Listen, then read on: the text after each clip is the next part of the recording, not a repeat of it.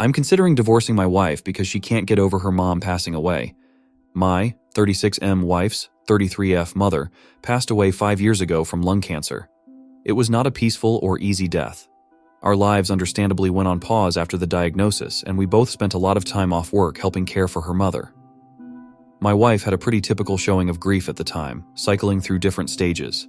Same with our 3 kids. After she passed, however, my wife got really bad. I totally understand this. I can't say I know exactly what she went through, because I haven't had a parent die, but I understand how devastated she was. For months after, she could barely function. I gently took over pretty much all the responsibilities in the household and with the kids. She had been attending grief counseling since the diagnosis and continued after the death. None of this is the problem. I endeavored to be as supportive as possible. She cried on my shoulder every night for months, and I just thought this was the worst of, for better or worse. The problem is that after 5 years, she does not seem any better or more functional.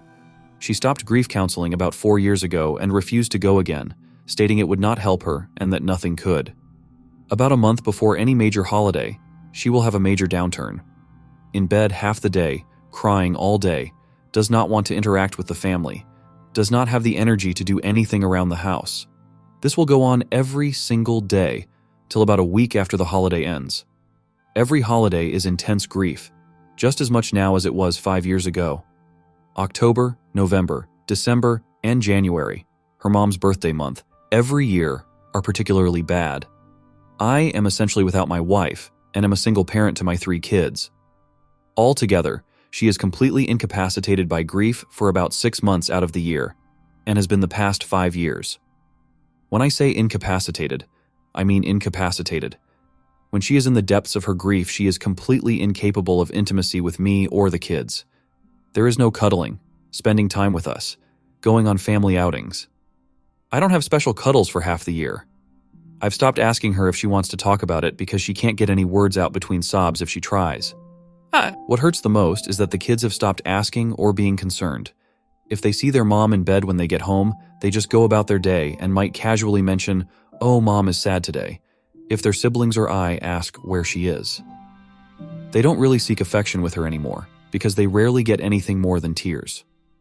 I've discussed this with therapists, my parents, friends, etc., and I know all the rebuttals people have for this, so let me preempt them. She is unwilling to go back to therapy for grief counseling or to see a doctor for depression. Yes, I know she's severely depressed. I can't force her to go to the doctor. I've tried so much. Yes, it really is just as intense as it was 5 years ago. No, I never tell her to get over it or blow her off. On my worst days, I just give space and leave her be. Most days, I try to offer her some comfort. If you want to judge me for leaving her alone, whatever. But know that I feel like I essentially have caretaker fatigue at this point. No, she does not have a history of depression, but she does have ADHD. Don't know if that's relevant. I feel like my wife died when her mom died. I would do anything to get her back, even a small piece of her, but she doesn't seem willing or able to move on past her mom's death. I feel awful for considering a divorce, but I don't know what else to do. Update 1. A few people mentioned I should have her involuntarily admitted to a medical facility. I didn't mention in the original post, but I did ask our family doctor about that maybe a year ago, and he told me that unless she's a threat to herself or others, it's unlikely to happen. I looked this up myself as well, and that appears to be true for the state we live in. I do agree that she needs medical treatment. I suspect that during her year of grief counseling after her mom's death, that she was not honest with her counselor. I have a distinctly sad memory of her coming home after one of her last sessions and telling me that her counselor said she probably wouldn't need to go much longer. Then she went and laid down on the bed and cried. I haven't been able to convince her to go back to counseling. However, I'm glad I posted online, because somehow I hadn't really considered that she might need more intensive treatment than just counseling. I also saw one comment that scared the hell out of me, that she may do something drastic if I give her a divorce ultimatum. With those things in mind, I don't think doing that is the way to go. Instead, I'm planning to write her a letter explaining how we need her back, and that we love her and care for her deeply, but she needs more help than we can provide alone, and tell her that she needs to go to the doctor and be honest about what she's been going through. Update 2. I wasn't planning to post again, but got a lot of supportive messages asking for an update, so here we go. My soon-to-be ex-wife has completely lost her fudging mind. After my last post, I spent a couple of days writing the letter to her. In it, I explained that the kids and I love her dearly and that we're concerned for her. I outlined all the worrying behavior and told her that I believe she needs to seek additional medical care. I explained that it sounded like she had complex grief. Thank you everyone who pointed that out. And that the grief therapy she went to years ago was insufficient to help her get through it. I didn't say anything about potentially divorcing her, but did say that the kids can't continue to live in their current situation. It was a long letter, and I don't really feel like transcribing it here. I read the letter to her the same night I finished writing it after the kids had gone to bed. After I finished reading, she just stared right through me, 1,000-yard stare, for probably 15 minutes, then finally stood up and started walking to the door. I panicked and tried to stop her, asked her where she was going. Can we talk about this? I'm concerned for your safety. She rolled her eyes at me and said in the coldest voice I've ever heard her use, I hope when your parents die, someone doesn't tell you to get over it. After that, I didn't try to stop her. I just let her go. I was pissed off for maybe 5 minutes before the panic set back in. I legitimately thought she was going to end herself. I checked my phone and she had turned her location off. I called and texted probably 50 times over the next hour, begging her to at least let me know she was okay and that she wasn't going to do something drastic. Right before I was about to call the police, I got a call from her phone. I answered immediately, and before I could get much of anything in, a man's voice told me, "She fine, but she doesn't want to talk to you," and hung up. I felt like I was having an out-of-body experience at the time. I had no idea what the fuck was going on. I almost called the cops anyway, but I was disassociating hard and talked myself out of it.